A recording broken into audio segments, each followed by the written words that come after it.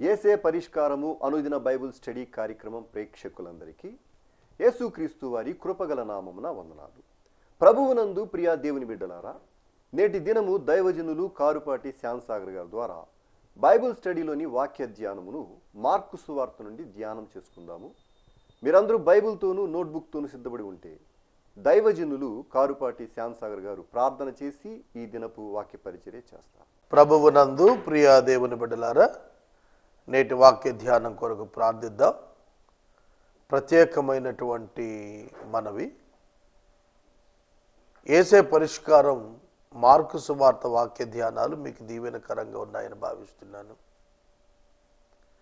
3వ తారీఖు ఫిబ్రవరి మాసం 3వ తారీఖు నుండి ప్రతి రాత్రి 7 గంటల నుండి 7:30 గంటల వరకు బ్లెస్సింగ్ ఛానల్, బ్లెస్సింగ్ టీవీలో యోబు గ్రంథపు వాక్య ధ్యానాలు అనుదినం ప్రసారం చేస్తున్నాము. 1 సంవత్సరం పాటు యోబు గ్రంథం ధ్యానించాలని ఆశపడ్డాను. మొదటి అధ్యాయం ఫిబ్రవరి మాసం అంతా చెప్పాలనుకున్నాను. కానీ దేవుని మహాకృప, మార్చి 15వ తారీఖు వరకు కూడా మొదటి అధ్యాయంలోని రికార్డింగ్స్కే సమయం పట్టింది. ఇంచుమించు 40-45 వర్తమానాలు మొదటి అధ్యాయం మీద ధ్యానం చేశాము. కాబట్టి విస్తృత వాక్య ధ్యానాలకు మిమ్మల్ని నేను ఆహ్వానిస్తున్నాను. బ్లెస్సింగ్ టీవీలో ప్రతి రాత్రి 3వ తారీఖు ఫిబ్రవరి 3వ తారీఖు నుండి 7 నుండి 7:30, ప్రతి రాత్రి 7 నుండి 7:30. దయచేసి గుర్తెరగండి. ప్రార్థన. మమ్మల్ని మిక్కిలిగా ప్రేమిస్తున్న తండ్రి, నేటి వాక్య ధ్యానం మాకు దీవెనగా ఇవ్వమని, ఎపిసోడ్ సహకాలను పంపమని, ఈ నూతన మాసము మీ కృప కింద మమ్మల్ని భద్రపరచుమని, మా ప్రేక్షకులను రక్షించమని యేసు నామమున నడుచున్నాం తండ్రి, ఆమేన్. ప్రభువునందు ప్రియ దేవుని బిడ్డలారా, మీ పరిశుద్ధ బైబిల్ గ్రంథాన్ని తెరవండి. మార్కు సువార్త 13వ అధ్యాయము. మార్కు సువార్త 13వ అధ్యాయము 14వ వచనము నుండి వాక్యాన్ని గమనించండి. యేసుక్రీస్తు ప్రభువారు ఆయన రాకడకు మరియు యుగ సమాప్తికి సూచనలను తన శిష్యులకు తెలియచేస్తూ చెబుతున్న మాటలు. మనం గత 3 దినాలుగా ప్రభు యొక్క రాకడకు సంభవించబోయే ప్రవచన నెరవేర్పులను గురించిన విషయాలు మనం ధ్యానం చేస్తున్నాము. యేసుక్రీస్తు ప్రభువారు 2వ రాకడలో మధ్య ఆకాశానికి మొదట దిగి వస్తారు. ఆయన ఆకాశము నుండి, దేవుని కుడిపార్శ్వం నుండి ఆయన ఎప్పుడైతే దిగొచ్చారో ఆకాశ మధ్యమానికి, అదే సమయాన సంఘము యొక్క పునరుత్థానం, మొదటి పునరుద్ధానం సంభవించి క్రీస్తు యేసునందు మృతులైన వారు మొదట లేస్తారు. ఆ మీదట సజీవులమై ఉన్నటువంటి సార్వత్రిక సంఘం వారితో కలిసి ఏకముగా ప్రభువును కలుసుకోవటానికి ఆకాశ మధ్యమానికి కొనిపోబడతారు. రెప్పపాటులో మార్పు పొందుతారు.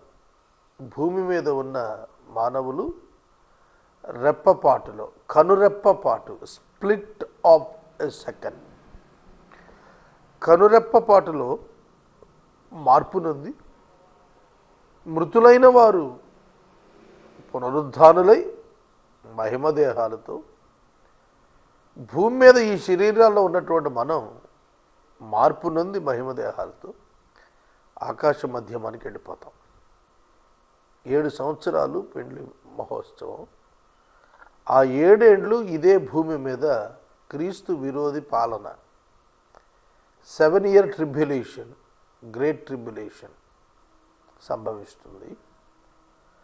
దాని అనంతరం యేసుక్రీస్తు ప్రభువారు ఈ భూమి మీదకు దిగొస్తారు.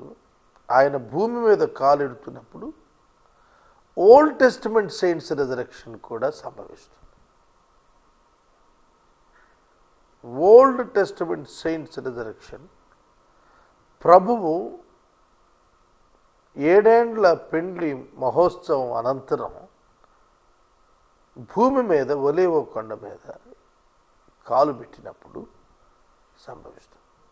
యెరూషలేమును ఆయన ముఖ్య కేంద్రంగా చేసుకుని ప్రపంచాన్ని పరిపాలిస్తారు. అది 1000 ఏండ్లు. ఆ 1000 ఏండ్ల పాలనే పెండ్లి విందుగా చెప్పబడింది. 7 సంవత్సరాలు పెండ్లి మహోత్సవం, 1000 ఏండ్లు పెండ్లి విందు. ఆ 1000 ఏండ్లు నీతి పాలన, మెస్సియా నీతి పాలన సంభవిస్తుంది. మెస్సియా నీతి పాలనలో బిలీవర్స్ అన్బిలీవర్స్ అనేటువంటి వ్యత్యాసం లేకుండా అద్భుతమైనటువంటి పాలన అందించబడుతుంది. సాతానుడు ఆ 1000 సంవత్సరాలు బంధించబడతాడు గనుక భూమి మీద పాపం చేయుటకు ప్రేరణ ఇచ్చేవాడు లేని కారణంగా సిన్ఫుల్ నేచర్ న్యూట్రల్ కండిషన్లో ఉండి ఎవరు పాపం చేయరు. ఆ నీతి పాలన ముగింపులో కొద్ది కాలం అపవాది మరలా విడిచిపెట్టబడతాడు. అపవాది అవిశ్వాసులను తన వైపు తిప్పుకుంటాడు. ప్రభువు వారిని సంహరిస్తాడు. జడ్జిమెంట్ జరుగుతుంది. ఆ జడ్జిమెంట్లో విశ్వాసులకు రివార్డ్స్, అవిశ్వాసులను, అదే మేకలు గొర్రెలు వేరు చేయటం, అవిశ్వాసులను అగ్నిగుండానికి పంపించడం కోసం గ్రంథాలు విప్పబడినప్పుడు పాతాళములో ఉన్నవారు కూడా ఫైనల్ రిజరెక్షన్లో వెలుపట్టుకొచ్చి జడ్జిమెంట్ పొందిన తర్వాత వాళ్ళు నరకాగ్నికి షిఫ్ట్ చేయబడతారు. అపవాది అతని దూతలు కూడా అగ్ని గంధకాల్లో వేయబడతారు. సంఘము, పాత నిబంధన విశ్వాసులు, ప్రభువును అంగీకరించిన వారు నూతన ఆకాశం, నూతన భూమి మీదకు షిఫ్ట్ అవుతారు. అక్కడ యేసుక్రీస్తు ప్రభువే వారికి దేవుడిగా ఉంటారు. యేసుక్రీస్తునందు దైవ సంపూర్ణత ఉంటుంది. ఆ నూతన ఆకాశం, నూతన భూమి మీద శాశ్వతంగా యేసుతో మనం నివాసం చేస్తాం. దేవుడు మనతో పాటు ఉంటారు. ఇది కాన్సెప్ట్, జరగాల్సినటువంటి విషయాలు. ఎందుకంటే నేను ప్రతి ప్రసంగం కొత్త వారు వింటారేమో అని మళ్ళా కొద్ది నిమిషాలు కేటాయించి చెబుతూ ఉంటాను. 7 ఏండ్ల మహాశ్రమల కాలం సంభవించినప్పుడు 7 ఏండ్లు 2 భాగాలు. మొదటి 3.5 సంవత్సరాలు, రెండవ 3.5 సంవత్సరాలు.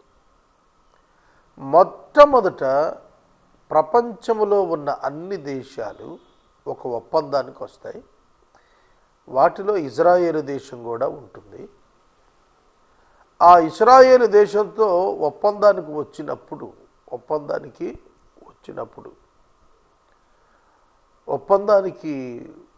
శాంతి ఒప్పందానికి క్రీస్తు విరోధి వస్తాడు. ప్రపంచంలోని నాయకత్వాలన్నీ వైఫల్యం చెందుతూ ఉంటాయి. ప్రజాప్రభుత్వాలు కదా, డెమోక్రటిక్ కంట్రీస్ కదా. ఆ కారణం చేత ఇప్పుడు మనకు 5 ఏళ్లకు పరిపాలన, యుఎస్ఏలో 4 ఏళ్లకు పరిపాలన. ఎలక్షన్ మోడ్ కదా. ఈ ఎలక్షన్లో ఒకళ్ళని ఎన్నుకున్నాం, సాటిస్ఫై కాలేకపోయాం. వేరొకరిని ఎన్నుకున్నాం, మళ్ళీ సాటిస్ఫై కాలేదు. మళ్ళీ మొదటి వాడిని ఎన్నుకున్నాం, మళ్ళీ సాటిస్ఫై కాదు. మళ్ళీ రెండో వాడిని మళ్ళీ ఎన్నుకున్నాం. ఇది తంతు జరుగుతుంది. ఇప్పుడు ప్రజెంట్ జరుగుతుంది. ప్రజలకు ఏంటంటే ఒక న్యూ చేంజ్ వస్తే బాగుండని ఎప్పటికప్పుడు కోరుకోవటం. కొత్త వాళ్ళు వస్తారు, భంగపరుస్తున్నారు. అట్లాంటప్పుడు the whole world, all the countries are waiting for a perfect leader. ఆ ముసుగులో ఈ యాంటీ క్రైస్ట్ వస్తాడు. అంటే వరల్డ్ పాపులేషన్ సింగిల్ కరెన్సీకి ఒక సింగిల్ లాంగ్వేజ్, ఒక కోడ్ లాంగ్వేజ్, ఎవరి భాషలో ఆడుకున్న ఈజీ టు అండర్స్టాండబుల్ కోడ్ లాంగ్వేజ్లోకి కమ్యూనికేషన్ సిస్టమ్ వరల్డ్ అంతా కనెక్ట్ అయ్యేటట్టుగా రావటానికి ఇష్టపడతారు. ఇప్పుడు ఇంకే అది చాలా వరకు జరిగిపోయింది, చాలా శాతం రీచ్ అయ్యాం. ఇప్పటికే మనకు మన ప్రభుత్వాల మీద డిస్సాటిస్ఫాక్షన్ ఉంది. ఎక్కడ చూసినా ధర్నాలు, నిరసనలు, కర్ఫ్యూ, ఎక్కడ చూసినా సమ్మెలు చూస్తున్నాం.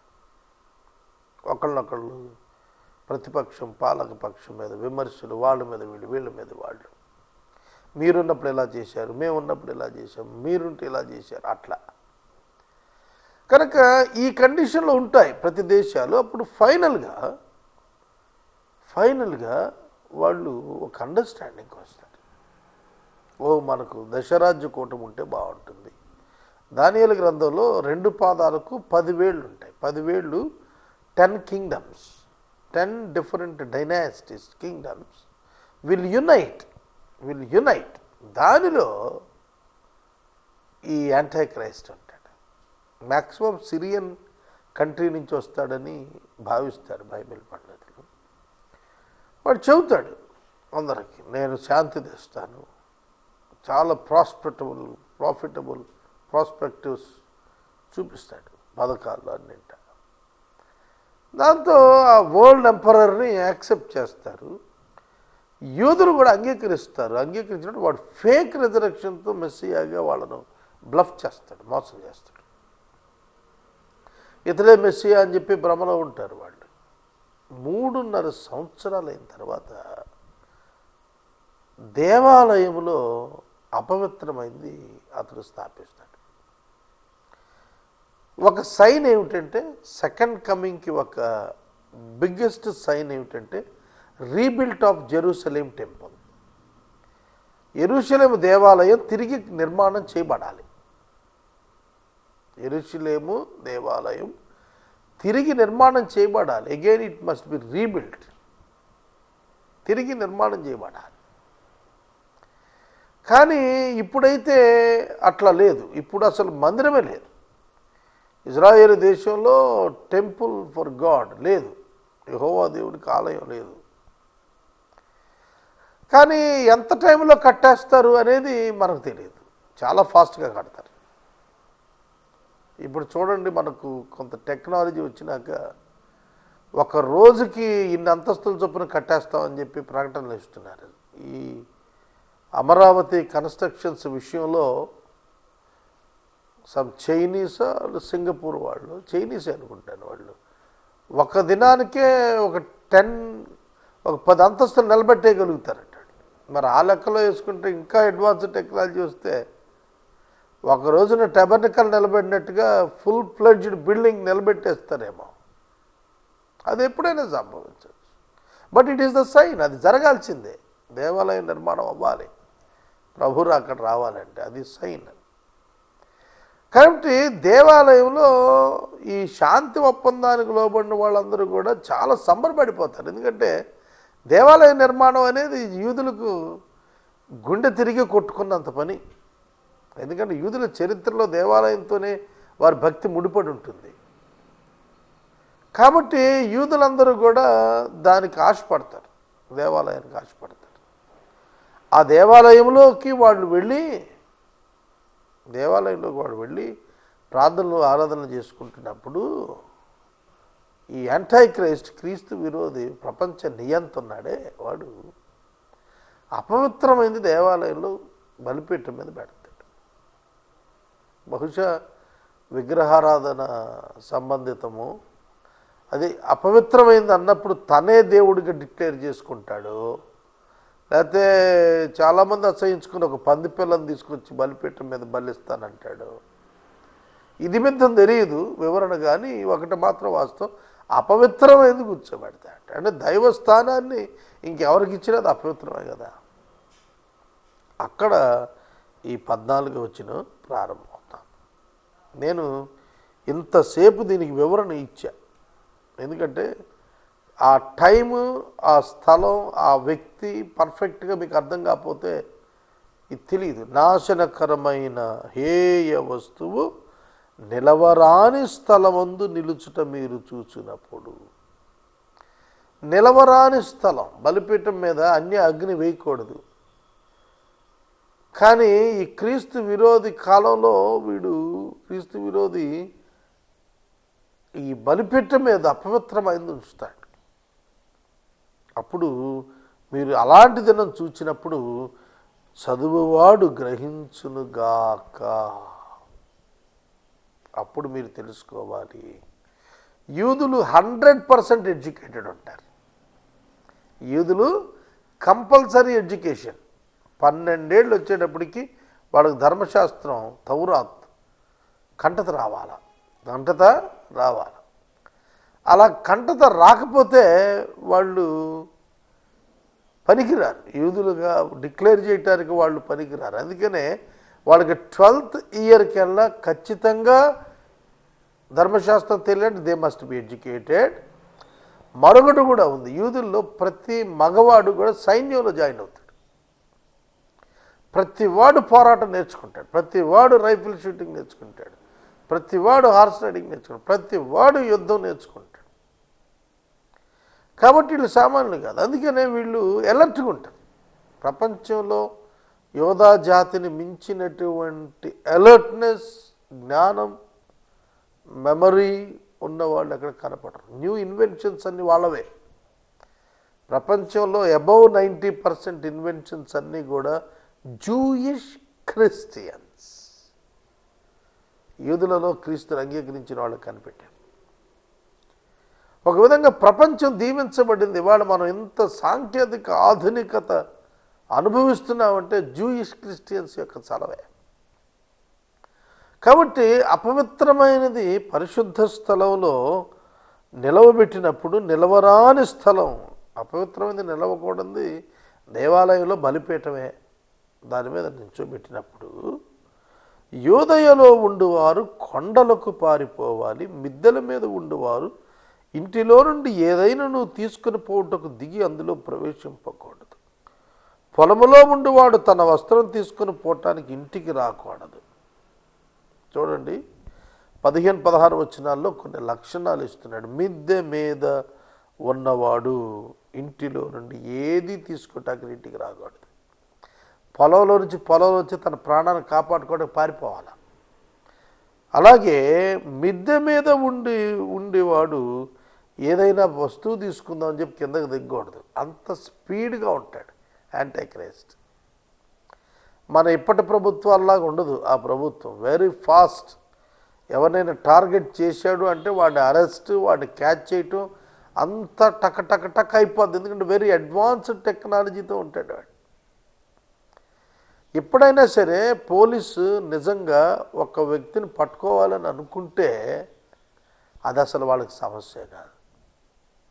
వాళ్ళు తప్పించుకున్నారు, వీళ్ళు తప్పించి తిరుగుతున్నారు. వాళ్ళు మైండ్ సెట్, వాళ్ళు మైండ్ పోలీసు పెట్టాలనుకుంటే ఎంతసేపు పట్టుకుంటారు. సెల్ ఫోన్ ట్రాకింగ్ వచ్చింది, సెల్ ఫోన్ టవర్స్లో ఎక్కడుందో తెలిసిపోతుంది. సెల్లో మాట్లాడుకుంటున్నప్పుడు ఏ టవర్ నుంచి వీళ్ళు మాట్లాడుతున్నారు, ఎంత దూరం ఉన్నా తెలిసిపోతుంది. కేవలం అదొకటే కాదు, మనం ఒక వాహనంలో వెళుతున్నాం అనుకోండి, ఆ వాహనం అనుసంధానం చేసేస్తాడు శాటిలైట్కి. చేస్తే ఈ వాహనం ఏ ప్రాంతంలో ఉంది, ఎంత స్పీడ్తో వెళుతోంది, ఏ కలర్తో ఉంది, ఎక్కడ పార్క్ చేశాడు, అన్నీ వచ్చేస్తాయి. నేను చూశాను ఆ సిస్టమ్ ఒకసారి. ఒక ఫ్రెండ్ నాకు చూపించారు ఆ సిస్టమ్ ఎట్లుంటుందని. నేను వారి ఆఫీసు వెలుపట నా కారు పెట్టినప్పుడు ఆ కార్ ఎవరు పెట్టారు, ఆ కార్ అక్కడ ఉంది, ఆ కార్ కలరు, ఆ కార్ కంపెనీ అన్నీ కూడా చెప్పాడు. చూపించి మరి చెప్పాడు, ఇదిగో ఈ కారు మీరు ఈ పక్కన పార్క్ చేశారు, ఈ వెహికల్ ఇది, దీని నెంబర్ ఇది, దీని ఓనర్ ఇది, అన్నీ చెప్పాడు. కాబట్టి ఇవాళ చాలా సులువుగా తెలుసుకుంటున్నా. అంతే, ఈ మిద్దె మీద ఉన్నాడు కిందకి రాకూడదు, పొలంలో ఉన్నవాడు ఇంటికి రాకూడదు, యోదయలో ఉన్నవాడు కొండకి వెళ్ళిపోవాలా, ఇవన్నీ ఏమిటి అంటే ఫాస్టెస్ట్ నెట్వర్క్ ఎస్టాబ్లిష్ అయి ఉంటుందన్నమాట ప్రపంచంలో అప్పటికి. Fastest network. ఇప్పుడు మన కళ్ళ ముందే చూడండి, ఒక 6 నెలల క్రితం మనకి, ఈ సంవత్సరం క్రితం, ఒక 6 నెలల క్రితం వాట్సాప్లో వీడియో కాల్ ఉండేది కాదు. స్కైప్లో వీడియో కాల్ ఒక 3-4 ఇయర్స్ నుంచి కూడా నేను వింటున్నాను, దాని గురించి మాట్లాడుతున్నారు. At very cheaper cost. మాట్లాడటమే కాదు, వింటూ మాట్లాడుతున్నారు,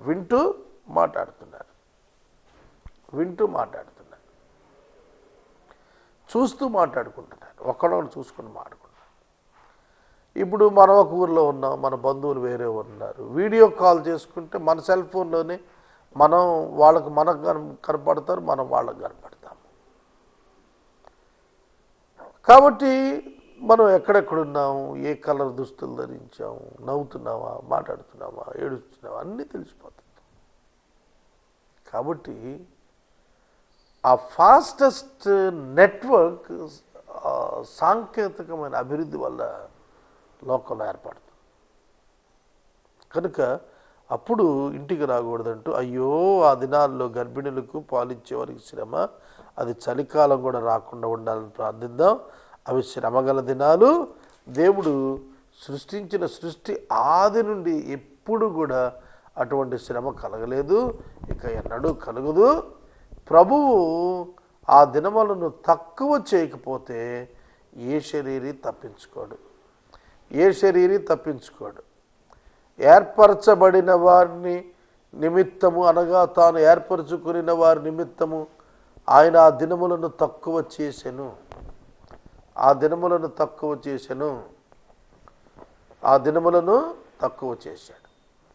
తక్కువ చేయకపోతే చచ్చిపోతారు జనం.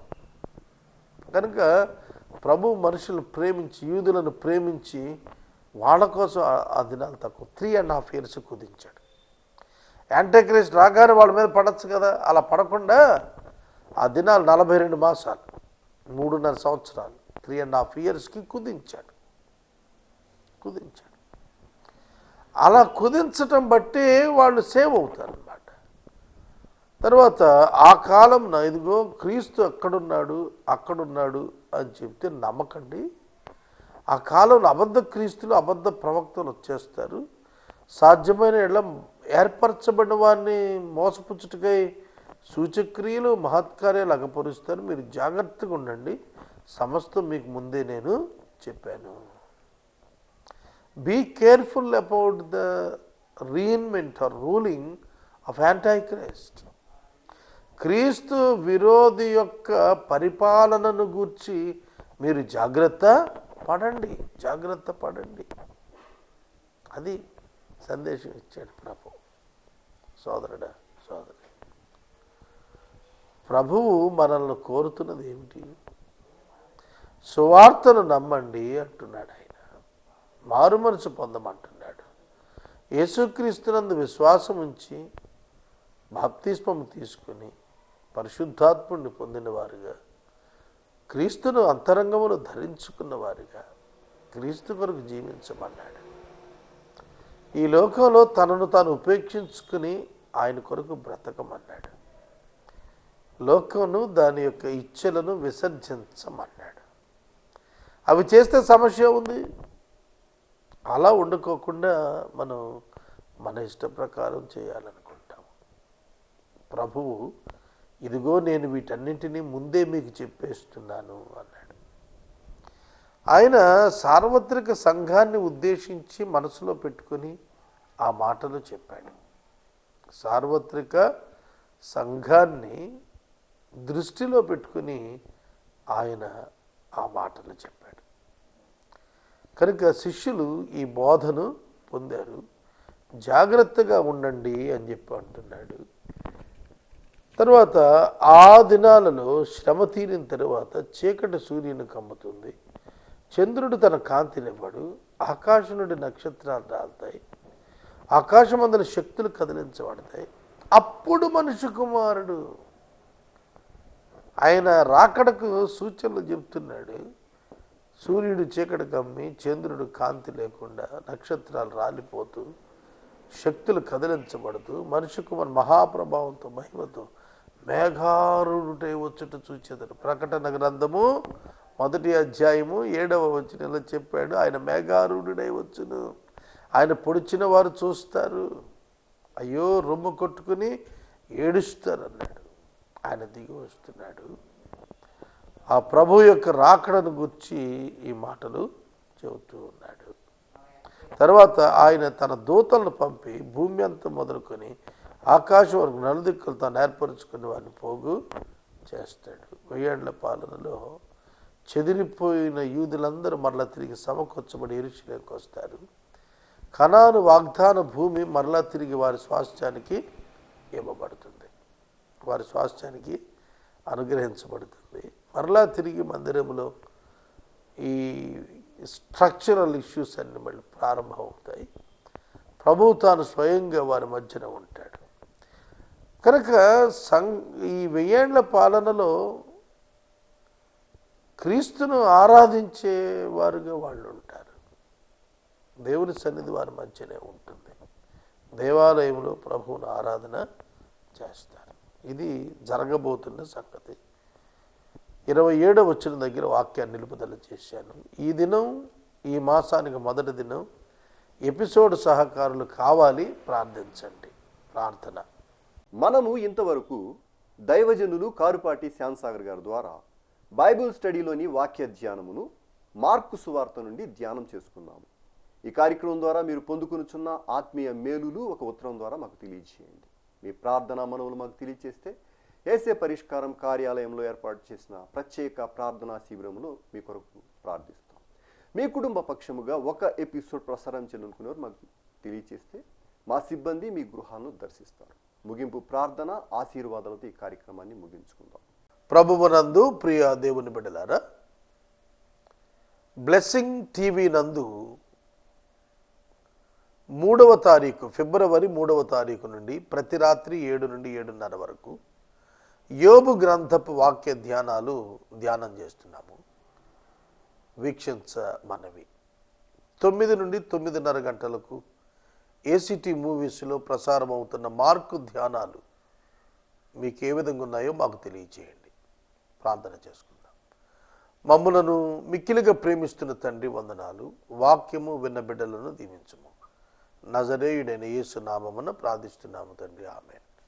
తండ్రి అయిన దేవుని ప్రేమ, కుమారుడైన యేసయ్య కృప, పరిశుద్ధాత్మని అన్యోన్య సహవాసం సదా మనకు తోడైయుండును గాక. ఆమేన్.